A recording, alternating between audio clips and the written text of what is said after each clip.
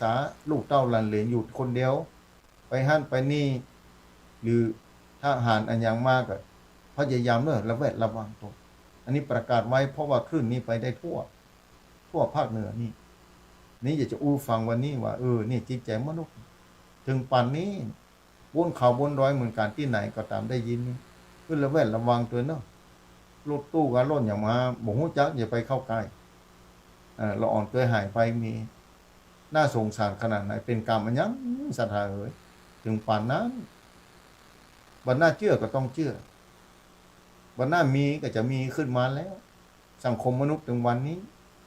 เนี่ยจิตใจมนุษย์ความเมตตาอยู่ที่ไหนความสงสารอยู่ตรงไหนสาธุชนทั้งผู้ฟังธรรมะนี่ธรรมะคือหน้าที่ของมนุษย์มีกี่อย่างมีอย่างใดพ่อตื่นขึ้นมาแล้วก็ต้องช่วยหน้าช่วยตาล้างหน้าแปรงฟันปรุงหาอาหารมาดูแลร่างกายของตัวเราแล้วก็ต้องทำหน้าที่แล้วเสาะว่าหากินไปประจำวันก็มาใจต่างกันแต่ละคนแต่ละท่านบุญมันมาเต้ากันมันต่างกันไปมาอู้ถึงจิตใจมนุษย์ยุคปัจจุบันนี้ทำด้วยอย่างขนาดนี้มนุษย์ด้วยกันแต่สมัยตมาเป็นละอ่อนตะกอนกุ้ยพอหนังคนกินเนื้อคนนะภายอายุป่านนี้ถ้าจำได้60 ปีขึ้นไปนี่นะถ้า60 ปีขึ้นไปนี่จำคนกินเนื้อคนเอาก็นึกว่ามันจะมีว่าคนกินเนื้อคนคุณบอกพุ่นน่ะประเทศต่างประเทศพุ่นเป็นโอฝังในป่าในดงพุ่นเป็นยับคนมากินนี่สมัยก่อนนะสถาหนังเรื่องนี่แต่มาปัจจุบันนี้ธรรมโมสังโฆคนมันจะกินเนื้อคนกันแล้วแหละคนกะร่างกายคนเอาอวัยวะต่างๆในร่างกายมนุษย์นี่นำไปก้าไปขายตายข้างนึงนี่ตะใดสถานพอข้อมูลตะกี้ข้อ4 ล้านก่อนธรรมโมสังโฆสถาเอ้ยปอดข้างนึงนี่เป็น10 ล้านอันยังจะปานนั้นเพราะฉะนั้นภายใต้ของบ่ฮู้จักถ้าพอแล้วบ่น่าไว้วางใจก็ให้ระวังไว้ในยุคมืดไปเสียแล้วปัจจุบันนี้ท่านได้แสงไฟมาสว่างเจิดจ้าไปถนนแต่ละเส้นแต่ละสายนะใส่ไฟระยะไปหมดไฟกิ่งก็ไปอยู่คู่ปื้นปี้ถนนหนทางก็จะมาเต้าก็เมื่อวันหน่อยเดียวนั้นนะบางเมืองนะเมืองหลวงนี่บางที่แต่จิตใจมนุษย์นี่อันยังจะป่านนั้นสาธุชนทั้งผู้ฟังถ้าเอาเจอโดยแบบนี้จะทำอย่างไรแล้วกฎหมายอยู่ที่ไหนกฎหมายอยู่ตรงใดสร้างขึ้นมาเพื่ออย่างเพราะฉะนั้นธรรมะนี่แหละคุณธรรมนี่แหละต้องฟังไว้ให้เราอ่อนตั้งแต่เกิดใหม่ในโรงเรียนเนี่ยต้องมีวิชาศีลธรรมกำกับ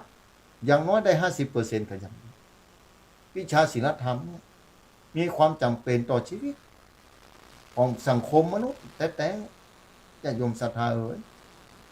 ก็มีความจำเป็นอย่างนั้น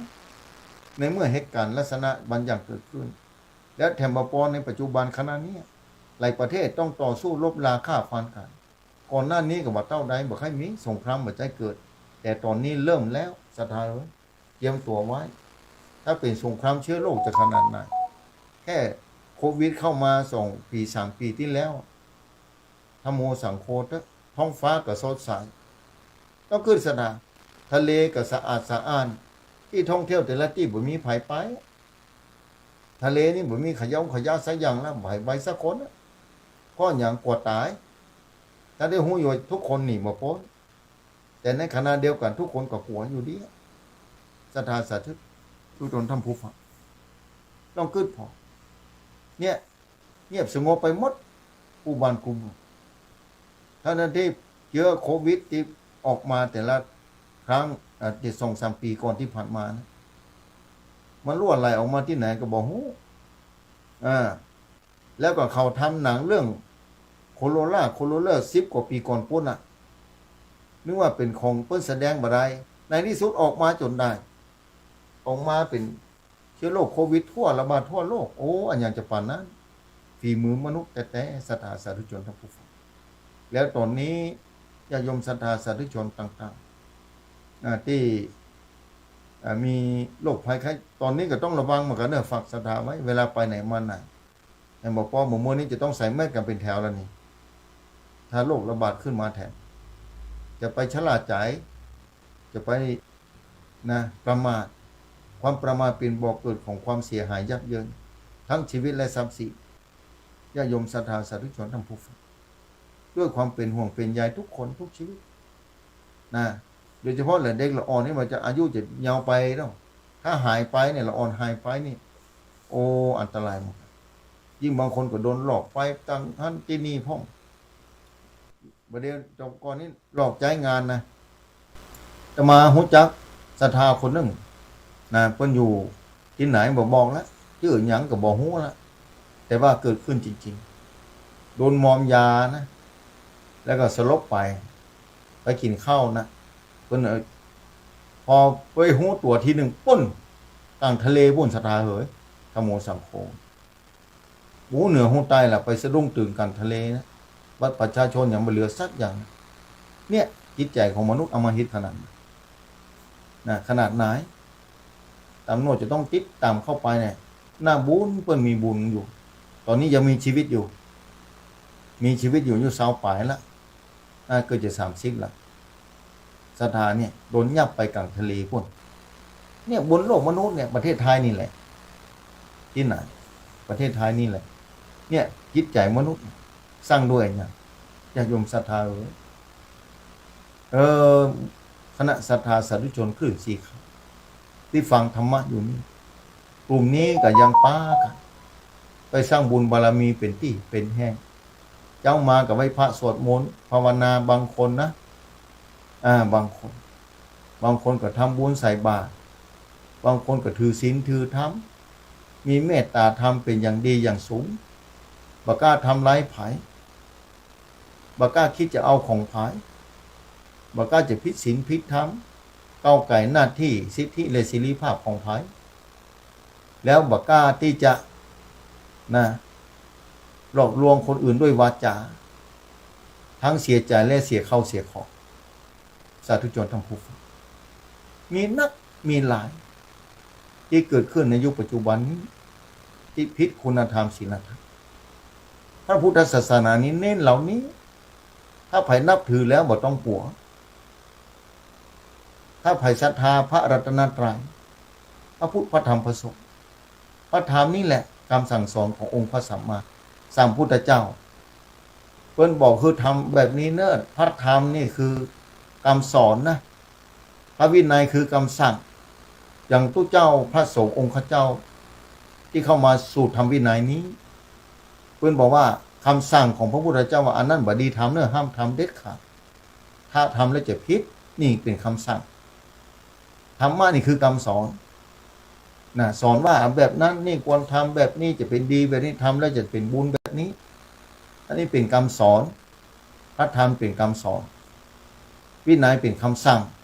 งโดยตรงเลยละทำบ่ได้ทำแล้วผิดนี่พระเจ้าจะนิพพานไปแล้วพระนนถามไหว้สาองค์พระสัมมาซึ่งเป็นนาถะเป็นที่พึ่งของโลกเป็นเส้นสว่างของโลกหาประมาณบ่ได้เมื่อพระองค์จะนิพพานไปแล้วใครจะเป็นศาสดาแทนของพระองค์เล่าว่าหากพระองค์แต่งตั้งไผเลยนี่พระพุทธเจ้าบอกว่าอานนท์อย่าได้หวั่นไหวอย่าได้เป็นห่วงธรรมะของพระองค์ของตถาคตที่ตรัสพร่ำสอนมาตลอดเวลา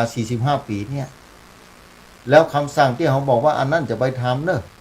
มันบ่ถูกเนอะบ่ดีนะอันนั้นน่าจะเป็นศาสดาของเธอเจ้าเขาตั้งในเบื้องหน้าต่อไปปุ้นสาธุชนทั้งผู้ฟังเนี่ยถึงปัจจุบันนี้ถ้าไผปฏิบัติตามถ้าไผทำตามคำสอนขององค์พระสัมมาสัมพุทธะโลกนี้จะสงบขนาดไหนจะม่วนขนาดไหนไปไหนก็บ่ต้องเป็นห่วงว่าไผจะฆ่าไผจะโกงไผจะทำร้ายไผจะหลอกลวงเฮาแต่ถึงวันนี้เทคโนโลยี เจริญรุ่งเรืองแม้กระทั่งตมานั่งอู้นั่งจาที่วัดหนองผาขาวตอนนี้นี่ศรัทธาอยู่ที่บ้านที่จองสามารถพอหันได้ว่าตุเจ้าตัวนี้ไม่เปลี่ยนจะได้หน้าตาเป็นจะได้เป็นตุเจ้าแต่กันบัดแต่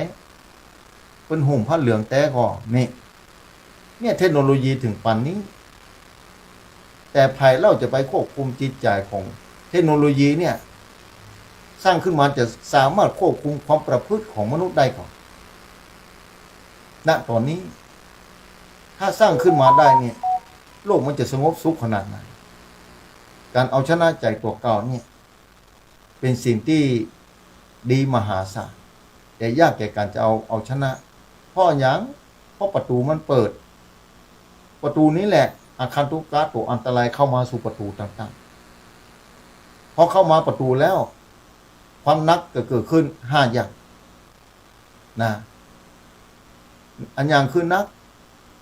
รูปเวทนาสัญญาสังขารวิญญาณนี่เพื่อนเขาว่าขันธ์5เป็นของนักเน้อนี่เพราะประตูมันเปิดนี่แหละศรัทธาสาธุชนท่านผู้ฟังเราจะไปหูอย่างไรศรัทธามีครอบครัวนะเป็นพ่อเป็นแม่คนศรัทธามีลูกเนาะแล้วเป็นลูกก็ต้องมีพ่อมีแม่มีพ่ออุ้ยแม่อุ้ยเป็นต้นศรัทธาเลยนี่แหละโลกมนุษย์มีครอบครัวในขณะเดียวกันเนี่ยเมื่อตาดีหูดีหูดังก็บ่เสียลิ้นก็ทำงานได้กายก็หูว่าเย็นร้อนอ่อนแข็งจิตใจสามารถปรุงแต่งได้ตามนั้นสาธุชนทั้งผู้ฟังอันนี้แหละทำให้สังคมมันจะวุ่นวายถ้าบ่เข้าใจพุทธศาสนาเน้นส่วนนี้เป็นอย่างยิ่งสถานที่ต่างๆที่เกิดขึ้นกับปฏิบัติธรรมนี่ไม่ได้ปฏิบัติธรรมไม่ได้ปฏิบัติที่ไหนปฏิบัติในไก่ว่าจ่าจ่ายนี่แหละป้องกันประตู6ประตูนี่แหละเวลาประตูใดเกิดปุ๊บเอาละกำนั้นความสุขจะเกิดขึ้นหรือความสุขจะเกิดขึ้นตรงนี้แหละประตูขึ้นยังเนี่ยคนเฒ่าคนแก่ฟังอยู่ที่บ้านนอนท่านประตูยังประตูบ้านประตูเฮือนกันเนี่ยก็ใกล้เคียงกันนั่นน่ะผู้เป็นห้องประตูนะพ่อไม่ออกญาติโยมศรัทธาสมมุติว่าบ้านหลังหนึ่งมีประตู6ประตูนี่แต่ละประตูนี้เพื่อจะเปิดทีละประตูไม่ใช่เปิดพร้อมกันและแต่ละประตูนั้นทำหน้าที่ไม่ใช่เหมือนกันนะประตูที่แรกคือประตูที่ตาศรัทธาหารคนเตียวไปเตียวมานี่ใส่เสื้อสีหยังที่โลกมนุษย์สมมุติกันขึ้นมานั่นสีแดงสีเขียวสีเหลืองนี่เป็นต้นตาหารละเนี่ยตัวปรุงแต่งตัวหูไปจับมาละศรัทธาจะหารก่อนลูกหลานศรัทธามาหาเนี่ยถ้าสอนบอกฟังกรรมเนี่ยมาเข้าที่ตาหรอศรัทธาอู้ไปละเข้าที่หูความประพฤติของเปิ้นนะแสดงปฏิกิริยาขึ้นมาบอกพอใจพ่อแม่พ่อแต่เชื่อฟังพ่อแม่พ่อกับพ่อแม่หารแล้วตุกใจแล้วบอกแล้วก็อย่ามาฟังเพื่ออู้แล้วก็ยังมาเข้าหู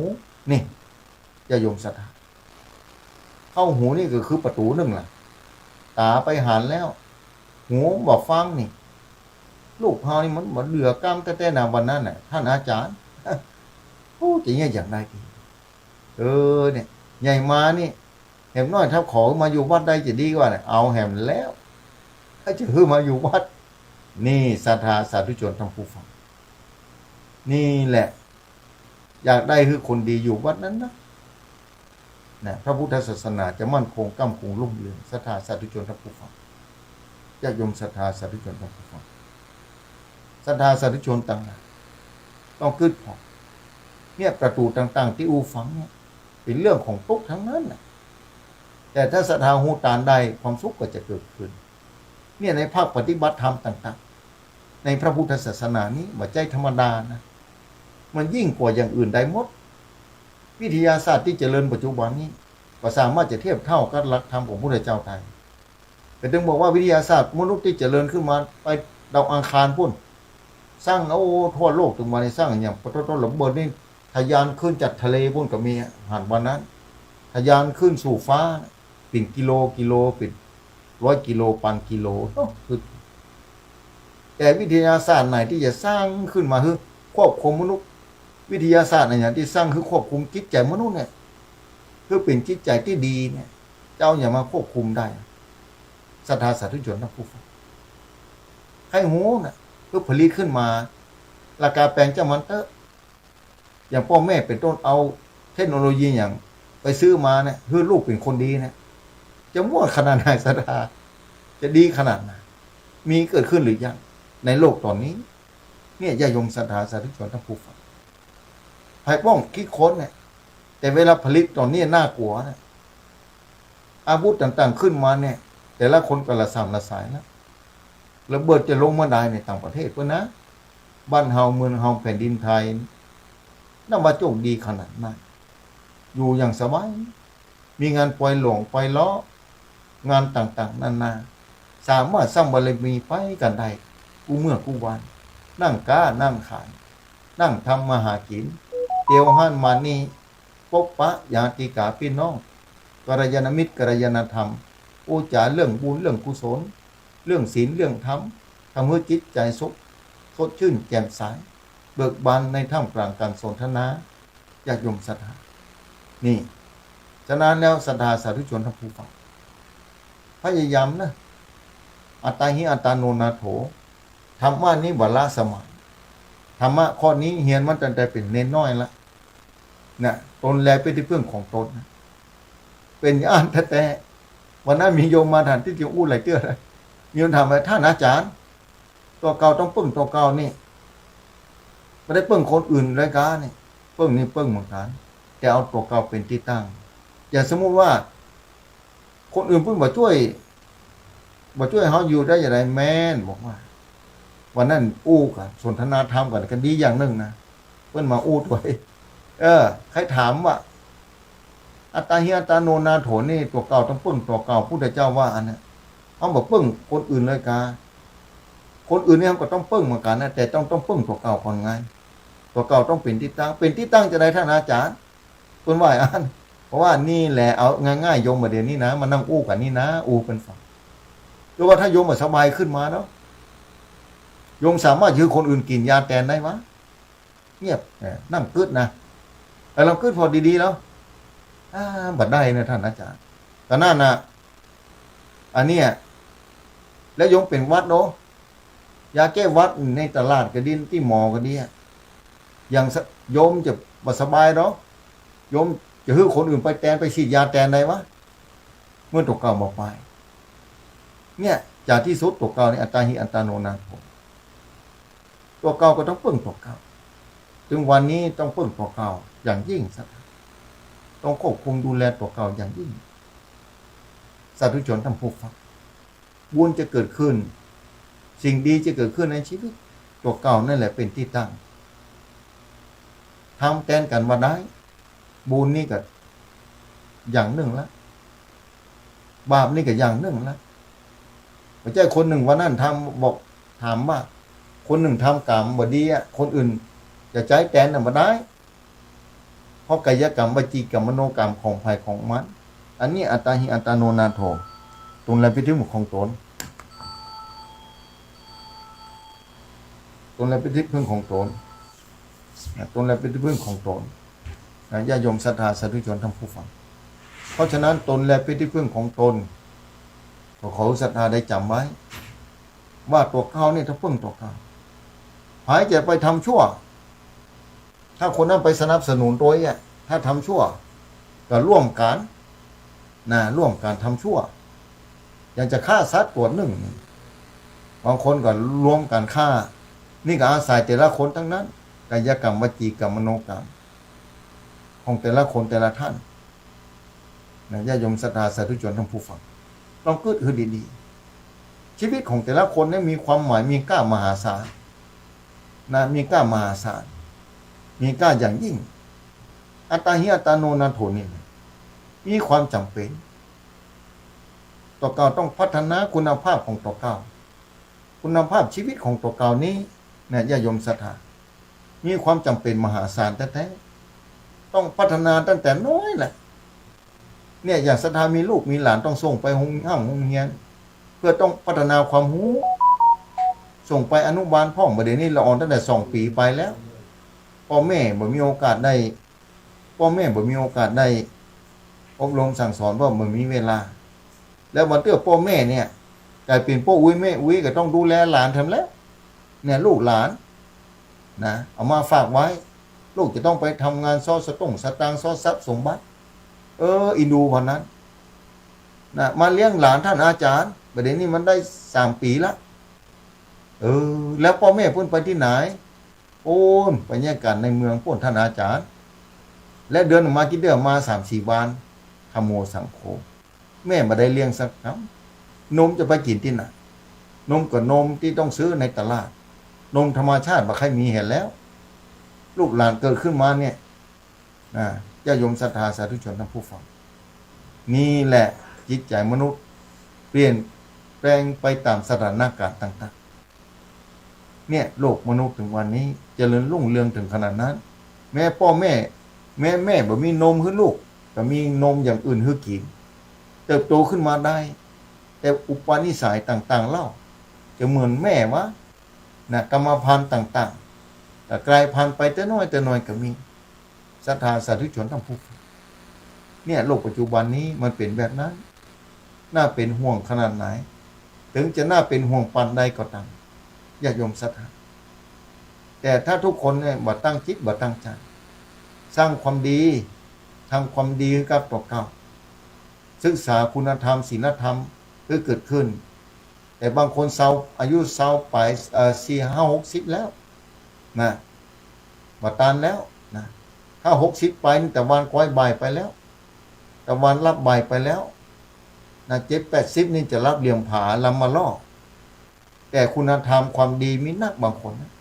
อยู่ถึง80-90 ปีโอ้อนุโมทนาอายุวัฒนมงคลแท้ๆผู้ใดปากเป็นไปได้มาได้กินข้าวลำอยู่ม่วนกินหวานญาติโยมศรัทธานี่แหละชีวิตของคนนะแต่เอาเถอะบางคนก็ถ้าเข้าใจธรรมะกับปล่อยวางละและแต่ลูกหลานถ้าท่านอาจารย์วันนั้นโทรมาแม่อายุป่านนี้แล้วเพิ่นจะไปที่ไหนมาอย่างใดกันแล้วแต่เพิ่นนะดูแลเพิ่นเลี้ยงหลานแหมก็ใหญ่มาหมดละนี่ความเมตตาธรรมความเอื้อเฟื้อบ่มีที่สิ้นสุดของพ่อแม่ปู่อุ้ยแม่อุ้ยลองคิดนะสังคมมันเปลี่ยนแปลงไปศรัทธาเฮ้ยอันอย่างจะป่านนั้นถึงวันนี้แต่จะไปลืมนะคือมันนะคือมันอันยังมันตรึกตรองศึกษาเรียนรู้ในปัจจุบันนี้ว่าศีลธรรมจะต้องปฏิบัติต้องเนี่ยอย่างเพราะนั้นมาถามศีลอยู่ที่ไหนท่านอาจารย์ ศีลมันเป็นจะได้ศีลนั้นอยู่ที่ไหนเพิ่นทับศีลไปวันพระวันศีลนี่มันอยู่ที่ไหนนี่มามีสปะอย่าง ศีลไปมีที่ตัวเก่านั่นกะจะมีที่ทุเจ้านะทุเจ้าบอกแนะนำให้มาได้ว่าอันนี้ควรทำอันนี้บ่ควรทำเนอะบัดนี้แล้วทุเจ้าบ่ได้บังคับไปขอศีลที่วัดนะเป็นแต่คือฟังบอกคือฟังว่าข้อ1 2 3 4 5เป็นแบบนี้แต่การกระทำเนี่ยอยู่ที่ใจนะศรัทธานะจะควบคุมกายวาจาอย่างไรศีล5คือกายกรรมวจีกรรมมี2อย่างนี่นะกายกรรมคือข้อ1นี่ข้อ2นี่ข้อ3นี่นะข้อ4นี่วจีกรรมนี่ข้อ4นี่ศรัทธาข้อ5นี่ก็กายกรรมอยู่ดีมีข้อเดียวคือข้อ4นี่วาจานะกำอู้กำจานี่ข้อ1ข้อ2ข้อ3ข้อ5เนื่องด้วยกายแล้วมันผิดเนี่ยได้ท่านอาจารย์มันผิดเพราะว่าเขาควบคุมจิตบ่ได้ตัวหูมันบ่มีตัวหูบ่มีเนอะบอกคนวันนั้นตัวหูบ่มีตัวรู้เหมือนกับเส้นสว่างเมื่อมันมืดเขาก็เดินตามบ่ถูกแล้วการไปมันก็เต้าอยู่เดียนนั่นคือการผิดข้อที่1 2 3ผิดข้อที่5ล่ำบ่ล่างข้อที่5นี่อันตรายพอผิดไปแล้วนี่ปาคือข้ออื่นผิดไปก็มีสาธุชนทั้งผู้ฟังนี่แหละสังคมอยู่ยากอย่างบอกตะเกียข้อที่1แท้ๆนะสัตว์ข้อที่1สิ่งข้อที่1อันยังถ้าถามตอนนี้คนกามนุษย์เอาร่างกายเนี่ยถ้าคนนั้นต้องการเงินอย่างสมมุติว่าขายไป50,000นี่คนที่เอาไปขายต่อในปะท้อเป็นล้านสัตว์นั่นก็มีนะเพื่อต้องการขายไปข้างหนึ่งตาย แต่บัจใจตาอ่านบางคนหลอกกันไปจุกันไปเอาได้แล้วมอมยาเข้าไปโดนผ่าตัดนี่ไปออกข้อมูลโอ้มันเตื้อบัตันเงียบจะกำนะหนีเอาไปแหงโอ้สถานมันน่าจะขึ้นว่าจะมีขึ้นในโลกนี้แล้วประเทศไทยบอกอู้ละว่ามันเป็นจะได้พอศรัทธาสาธุชนต่างหลายทำความดีไว้ก็ตกครับอัตตาหิอันอโนนาโถอัตตาหิอัตโนนาโถปึ้งตัวเก่าไว้เท่านั้นนะแม้ลมหายใจก็หายใจแทนกันได้ที่ไหนศรัทธาแต่ละคนก็ต้องหายใจตัวเก่านั้นนะทุกคนก็ต้องหายใจนี่แหละเพิ่งลมหายใจคนอื่นมาได้หายใจแทนกันมาได้เนาะนี่อัตตาหิอัตโนนาโถแม้ลมหายใจสุดท้ายคนอื่นก็หายใจแทนมาได้ตัวเก่าก็ต้องหายใจอยู่ดีนะตัวเก่าก็ต้องหายใจอยู่ดีขึ้นพอสักตัวเก่าต้องหายใจอยู่ดีก็อัตตาหิอัตโนนาโถแต่เอื้อเฟื้อเกี่ยวเนื่องกันนะเกี่ยวเนื่องกันจะยมศรัทธาโอ้เป็นห่วงศรัทธาแท้ๆมาหูข่าวได้ยินข้อมูลมานี่โลกนี้มีขนาดนี้แล้วหรือมีถึงปันนี้แล้วกะศรัทธาสาธุชนทั้งผู้ฟังฉะนั้นแล้วญาติโยมศรัทธาน่าเป็นห่วงขนาดไหนยิ่งถึงวันนี้ผู้คนเจริญรุ่งเรืองแต่ถ้าพอในโรงเรียนศรัทธายุบไปเป็นตี้โรงเรียนยุบไปเป็นตี้คนบอกเกิดนักการแต่เป็นจะได้บนท้องถนนต่างๆเนี่ยรถติดเป็นแถวมานั่งวิเคราะห์แล้ววิเคราะห์แถมว่าแต่ทั้งคนบอกเกิดคนมันน้อยลงไป4 แยก 3 แยกเมืองเชียงใหม่ลงจากกรุงเทพมหานครเมืองหลวงแท้ๆถ้าอู้ไปแล้วไม่ได้ย่องเมืองเชียงใหม่ศรัทธาสาธุชนทั้งผู้ฟัง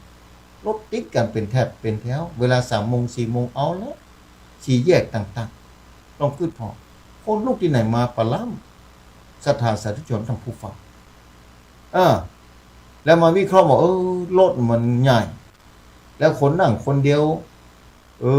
มันก็แอกันแน่นอนนะกันสมัยก่อนบ่ใช่แบบนั้นรถกันหนึ่งเต็มแทบน่าสดารถโดยสารก็ดีรถอย่างก็ดีนั่งกันเป็นจุ่มเป็นหมู่เพราะรถมันนักเลยดอกถึงวันนี้พอรถนักขึ้นมานั่งกันคนเดียวอยากศรัทธาสาธุชนทั้ง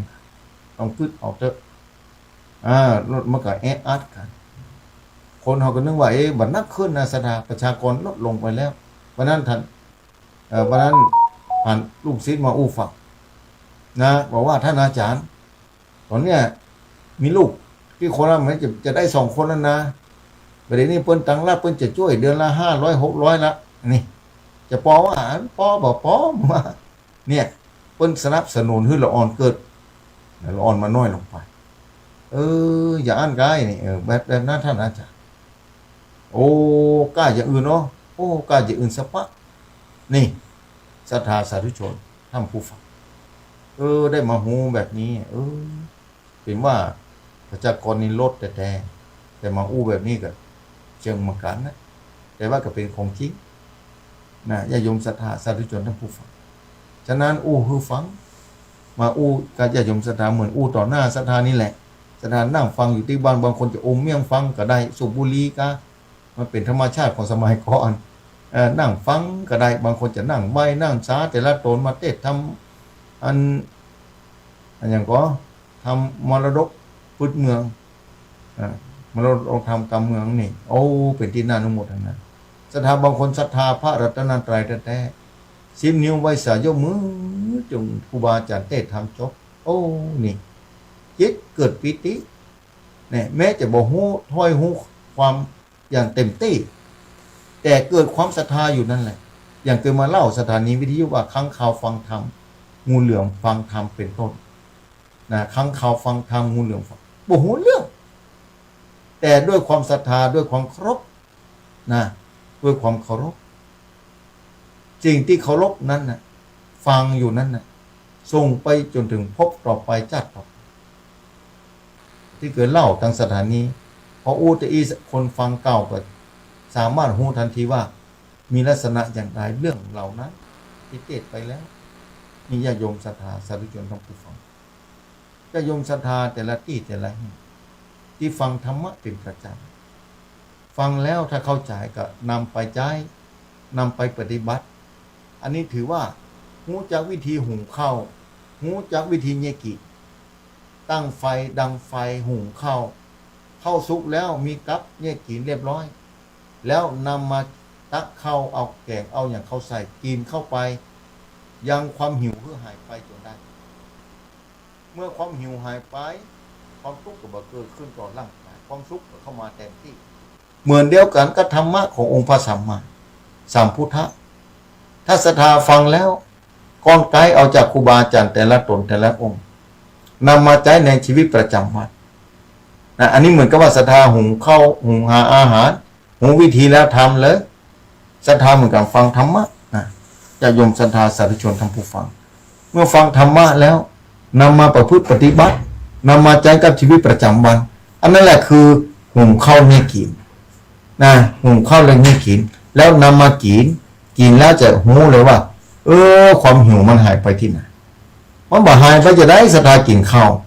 ศรัทธากินกับความหิวที่เคยหิวมันก็หายไปความสุขก็เข้ามาเต็มที่การปฏิบัติธรรมเหมือนกันเขาก็ปฏิบัติเรื่อยๆไม่ใช่ว่าความทุกข์จะเกิดขึ้นกรรมเดียวเดียวมันเกิดตึงวันความสุขก็มีตึงวันถ้าเขา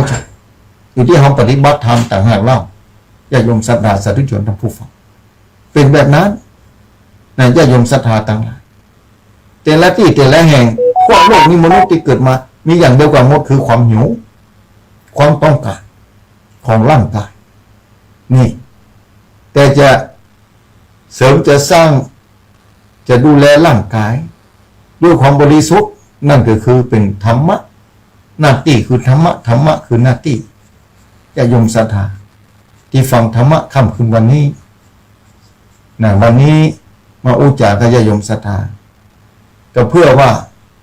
ต้องขออภัยวันที่แล้วไม่ได้มาเข้ามาอู้มาจ๋าแต่มาก็ต้องขออภัยที่ศรัทธาบางคนเราฟังเพราะว่าเดินทางไปจะมาตากฝนนะอย่างที่ท่านพระครูทั้งสองเล่าให้ฟังว่าเจ้ากับเทศบัตรนะต้องเดินทางแต่เจ้าพอมีพิธีกรรมตอนเช้าเสร็จแล้วก็ฟังเดินทางแล้วนะก็เลยมาได้จัดรายการแต่วันนี้เนี่ยได้ไปที่วัดแม่ห้องคายวัดธรรมพระครูชลธรรมพิทักษ์หลวงพ่อท่านเจ้าเมตตาธรรมสงฆ์นะแล้วก็ได้เดินทางมาที่หนองผาเขาเข้ารายการลืมไปครูกับธรรมพระครูนะพอดีมาเข้าสองตนนี่แหละท่านพระครูกระยาแต่เจ้าก็ไปปาการที่แม่ห้องขายนั่นแหละแต่ว่าตอนนี้เพิ่นอาจจะมาบัดตานอิดหิวเมื่อยล้าบางทีการงานเพิ่นก็มีเหมือนกันเพิ่นก็บอกอันบ่เป็นยังผมกับท่านพระครูสถิตจะเข้าสองตนที่วัดหนองผาเขาที่นี่เขาก่อนพ้นก็เคยเข้าที่นี่เหมือนกัน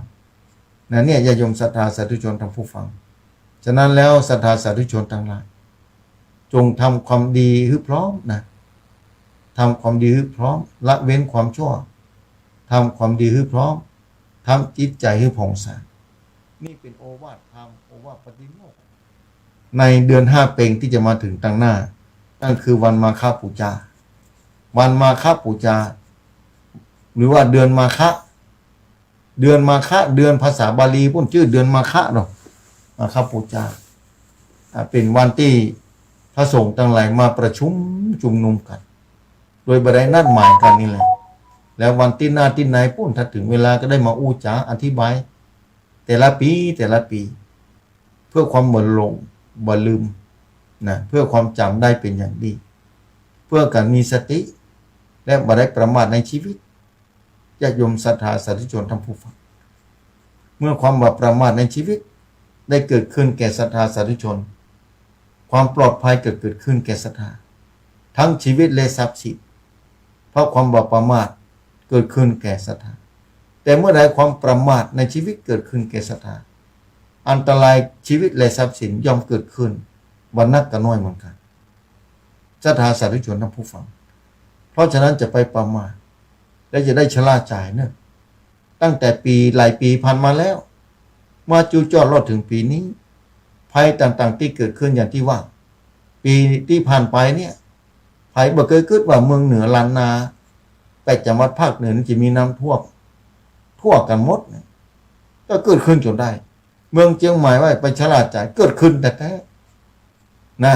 น้ำบ่าไหลหลากลงมาแม่น้ำปิงนี่ท่วมในเมืองเชียงใหม่เสียหายบ่ฮู้กี่ร้อยล้านศรัทธาสาธุชนท่านผู้ฟังนี่คือความบาดเจ็บบัดเจ็บจะอยู่อย่างเดิมนะศรัทธาเพราะฉะนั้นจะไปประมาทหมั่นไหว้พระสวดมนต์ภาวนาเก็บความดีไว้กับตัวเก่าวันหนึ่งนั้นจะได้บ่ขาดทุนในการดำเนินชีวิตของแต่ละวันแม้นั่งค้าขายอาจจะขาดทุนการเงินการทองคนซื้อเบื่อเหมือนแต่ก่อนท่านอาจารย์วันนั้นเบื่อเป็นหยังโยมขอโยมไหว้พระสวดมนต์แต่ละวันเนี่ยแต่มาก็ดีใจด้วยแล้วมันเกี่ยวหยังท่านอาจารย์ว่าเกี่ยวกับชีวิตของแต่ละคนนั้นทำไหว้พระสวดมนต์ภาวนาแล้วความสุขความสดชื่นแจ่มใสของศรัทธาก็จะได้เกิดขึ้นนะเวลาใกล้เข้ามาแล้วศรัทธาสาธุชนทั้งผู้ฟังประกาศข่าวสารงานบุญก่อนเนาะเดี๋ยวจะกลับไปสารรัตนาท่านพระครูสถิตสารคุณวัดหนองผาขาวเนี่ยวัดหนองผาขาวที่อาตมานั่งอยู่ตรงนี้นะนั่งนั่งจากนี่วัดของท่านพระครูสถิตสารคุณนะที่ปรึกษาเจ้าคณะตำบลน้ำดิบนี่มานั่งกับเปิ้ลนี่ดีใจนะว่าจะได้นั่งง่ายๆกับที่ปรึกษาเจ้าคณะตำบลแบบนี้นะมาดีใจเดี๋ยวนี้จะประกาศข่าวสารงานบุญเนาะที่วันที่21ที่จะมาถึงนี่สถานที่พุทธมณฑลนะอำเภอดอยหล่อนี่มีการสร้างเพื่อจะสร้างกิจกรรมของพระพุทธศาสนาภายในจังหวัดเชียงใหม่ในวันที่21นี้ได้สร้างพระธาตุเจดีย์นะสร้างพระธาตุเจดีย์พุทธคยาจำลองมาจากเมืองอินเดียปุ่นรับพิหารพุทธคยานะสถานจะบรรจุองค์พระธาตุเจดีย์พระบรมสารีริกธาตุพร้อมทั้งวัตถุมงคลต่างๆในวันที่21ที่จะมาถึงนี้ถ้าจำบ่ผิดตรงกับวันอังคารพอดีเจริญพรเรียนเชิญศรัทธาสาธุชนแม้วันนี้เหมือนกันท่านพระครูนะอภิวัฒนวิกรมท่านจะอิดเหนื่อยเหมือนกันนะแต่เพิ่นก็เสียสละเวลานะไม่ห้องใครท่านเจ้าเพิ่นก็ไปวันก่อนละวันนี้ก็ดูแลงานที่พุทธมณฑลจะมีการบรรจุพระบรมสารีริกธาตุจากนั้นแล้วญาติโยมศรัทธาสาธุชนทั้งผู้ฟังใต้เหนือออกใต้ออกตกเหนือใต้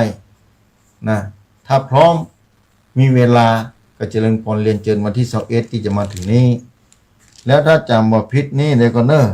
ต้องเอาตาดวงที่2เข้ามาใส่นะครับแล้วก็วันที่26หน้าที่จะมาถึงนี้ถ้าจำบ่ผิดนะญาติโยมศรัทธาที่วัดนาทรายปุ่นท่านเจ้าตรงนี้แต่มาเคยไปเข้าปริวัติกรรมเพิ่นจัดปริวัติกรรมที่วัดนาทรายตะกอนบุญน่ะโอ้เป็น20 กว่าปีแล้วกันตะกอนนะที่วัดนาทรายตำบลนาทรายอำเภอลีจังหวัดลำพูนนี่ท่านเจ้าตรงนี้คือท่านติ๊บท่านอาจารย์ติ๊บหรือตุลงติ๊บอาคธรรมโมอายุ66นะพรรษา33นะได้มรณภาพลงไปแล้วบัดนี้จะมีการพระราชทานเพลิงศพชื่อท่านพระครูโชติธรรมาวิสิทธิ์ที่วัดนาทรายวันที่26เดือนมกราคมเดือนนี้เนี่ยสถานบักกี้วันต่างหน้านี้ไผ่พ่องได้ยินแล้วไปเจริญพรเรียนเจิญไปร่วมทรงสการตานคาบนะไปร่วมงานพระราชทานเพลิงศพนะทรงสการงานปล่อยล้อที่วัดนาทรายเจริญพรเรียนเจิญทุกๆคนจะโยมศรัทธาสาธุชนทั้งผู้ฟังที่วัดนาทรายตำบลนาทรายอำเภอลีจังหวัดลำพูนญาติโยมศรัทธาสาธุชนทั้งผู้ฟังวันที่28ถึง31นะที่วัดห้วยงูนในอำเภอฝางจังหวัดเชียงใหม่อันนี้ก็จะมีการเข้านะรูปขมูลกรรมประพฤติทุดงควัดนะที่วัดห้วยงูนในถ้าอยู่ทางใต้ขึ้นไปนี้จะมีทางซ้ายมือในก่อนจะถึงตัวอำเภอฝางสถานเข้าไปแหมบักกี่กิโลบ่ถึง10 กิโลแล้วแต่มาเคยเข้าไปแล้วจะมีการเข้า